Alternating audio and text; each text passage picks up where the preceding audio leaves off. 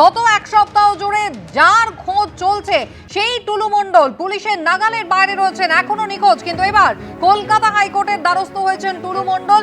গ্রেফতারি থেকে রক্ষা কবচ চেয়ে এবার আদালতের দ্বারস্থ নাজিব উদ্দিন মণ্ডল, যার হদিশ এখনো পর্যন্ত মেলেনি। তিনি এবার গ্রেফতারিতে রক্ষা কবচ চাইতে আদালতের দ্বারস্থ। সৌভিক মজুমদার রয়েছেন টেলিফোন লাইনে। সৌভিক, দেখো, টুলু মণ্ডল তিনি কলকাতা হাইকোর্টের দ্বারস্থ হয়েছেন এবং ইতিমধ্যেই মাননীয় বিচারপতি সৌগত ভট্টাচার্যের এজলাসে এই মামলা দায়ের করা হচ্ছে এবং যে মামলা দায়ের করা হয়েছে আগামী পরশুদিন তার শুনানি কলকাতা হাইকোর্টে হতে পারে সেই সম্ভাবনা এই মুহূর্তে রয়েছে। এবং তার পাশাপাশি তার যেটা মূল বক্তব্য যে তাকে কলকাতা হাইকোর্টের তরফ থেকে রক্ষা কবচ দেওয়া হোক এবং তিনি ইনভেস্টিগেশনের ক্ষেত্রে সমস্ত রকম ভাবে সহযোগিতা করতে প্রস্তুত রয়েছেন। কিন্তু কলকাতা হাইকোর্ট যেন তাকে রক্ষা কবচ দেয় এই আবেদন নিয়েই তিনি কলকাতা হাইকোর্টে দ্বারস্থ হয়েছেন।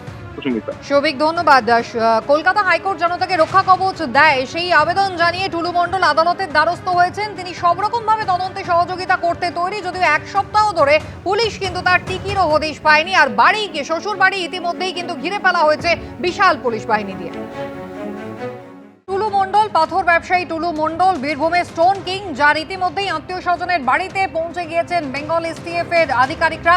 আর এবার আপনাদের নিয়ে যাব পাড়ুইতে, সেই স্টোন কিং এর শ্বশুর বাড়িতে, যেখানে আজ সকাল থেকেই কিন্তু তল্লাশি শুরু হয়েছে। পার্থপ্রতিম ঘোষ সরাসরি রয়েছেন আমাদের সঙ্গে। পার্থ, এখনো পর্যন্ত কিছু উদ্ধার হয়েছে? দেখো, এই মুহূর্তে ছবিটা দেখতে পাচ্ছ, এটা হচ্ছে পাড়ুইয়ে টুলু মণ্ডলের শ্বশুরবাড়ির ছবি এবং এই মুহূর্তে গোটা বাড়ি কার্যত পুলিশ কিন্তু দখল নিয়ে রেখেছে। এবং বাড়ির একেবারে সামনের দিকে যে জায়গা, সেখানে হচ্ছে পরপর দেখতে পাচ্ছ র্যাফের ফোর্স, তারা হচ্ছে বাহিনী, তারা হচ্ছে এই যে বাড়ির চারপাশে দড়ি দিয়ে ঘিরে রেখেছে। এবং যেমনটা আমরা পুলিশ সূত্রে জানতে পারছি, এসটিএফ এর গোয়েন্দারা আজকে যখন পাড়ুইয়ের এই বাড়িতে হানা দেয়, হানা দেওয়ার পর একটা রুম রয়েছে, সেই রুমে একাধিক ব্যাগ তারা দেখতে পেয়েছে। এবং সেই ব্যাগ দেখতে পাওয়ার পর তাদের সন্দেহ হয়। সেই সন্দেহ হওয়ার পরবর্তীকালে দেখতে পাচ্ছ আরও দড়ি বা অন্যান্য সরঞ্জাম নিয়ে আসা হচ্ছে। গোটা বাড়ির চারপাশ একেবারে ঘিরে ফেলছে পুলিশের বাহিনী এবং বেশ কয়েকটা ব্যাগ এখান থেকে উদ্ধার হয়। এবং সেই ব্যাগ তারা দেখেন এবং সেই ব্যাগ দেখে সন্দেহ হয় এবং সেই ব্যাগে টাকা থাকতে পারে বলে তারা অনুমান করছেন। এবং তারপরেই একেবারে এসটিএফ এর গোয়েন্দারা এখানে হচ্ছে যে বেঙ্গল পুলিশকে খবর দেয়, বীরভূম জেলা পুলিশকে খবর দেয়। বীরভূম জেলা পুলিশের বিশাল বাহিনী এসডিপিওর নেতৃত্বে তারা এখানে এসে পৌঁছেছে। দেখতে পাচ্ছ যে গোটা বাড়ির চারপাশে কেউ যাতে প্রবেশ করতে না পারে। আমার সহকর্মী পার্থকে দেখাতে বলছি যে ছবিটা, গোটা বাড়ির চারপাশে একেবারে কেউ যাতে প্রবেশ করতে না পারে তার জন্য এই চারপাশ একেবারে দড়ি দিয়ে ঘিরে রাখছে এসটিএফ এর গোয়েন্দারা। একদিকে বাড়ির ভেতরে রয়েছে র্যাফের ফোর্স, তারা রয়েছে এবং এই যে বাড়ির চত্বর, সেই চত্বর একেবারে ঘিরে ফেলছেন কিন্তু পুলিশ বাহিনী। প্রচুর দড়ি দিয়ে একেবারে গোটা চত্বরটাকে ঘিরে ফেলা হচ্ছে।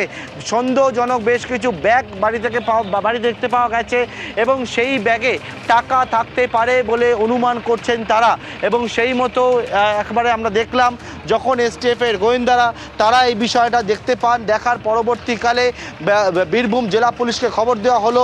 বীরভূম জেলা পুলিশের টিম তারা এলো, এসডিপিওর নেতৃত্বে একেবারে বড় বাহিনী এসে পৌঁছালো এবং এই বাড়ির একেবারে চারপাশ দেখো চারপাশে দড়ি দিয়ে গোটা বাড়ির চারপাশে ঘিরে রাখছে।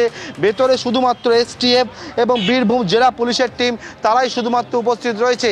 পাড়ুইয়ের এই যে বাড়ি, দোতলা বাড়ি, যে বাড়িটি হচ্ছে টুলু মণ্ডল, অর্থাৎ যে টুলু মণ্ডল একেবারে গত বুধবার দিন থেকে খবরের শিরোনামে এসে পৌঁছেছে, যে টুলু মণ্ডলের আত্মীয় মিনার মণ্ডলের বাড়ি থেকে কোটি কোটি টাকা, প্রায় 28 কোটি 53 লক্ষ টাকা তার বাড়ি থেকে গত বুধবার দিনকে উদ্ধার হয়।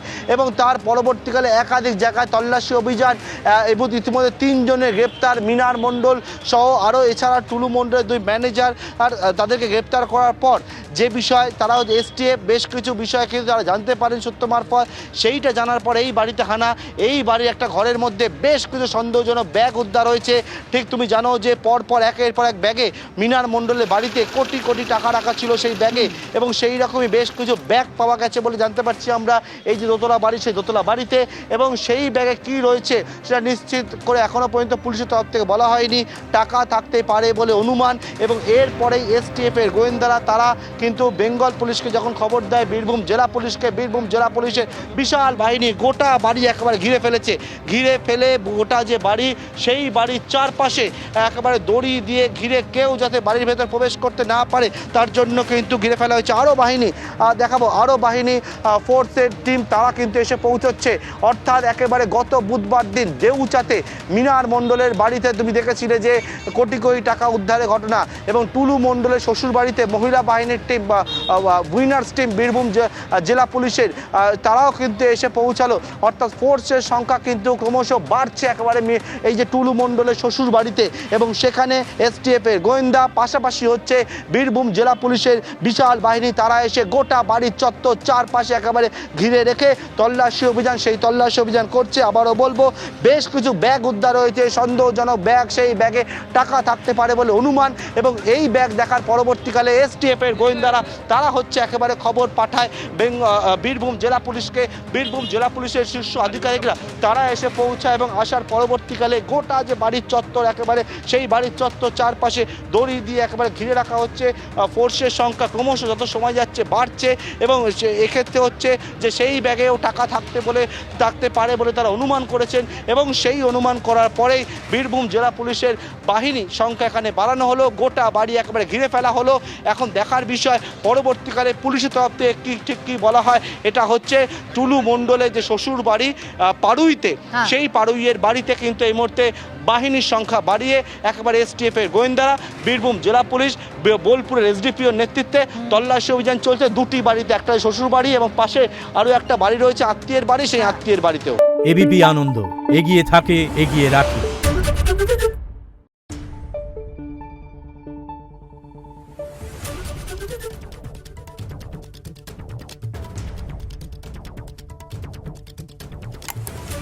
Thank you.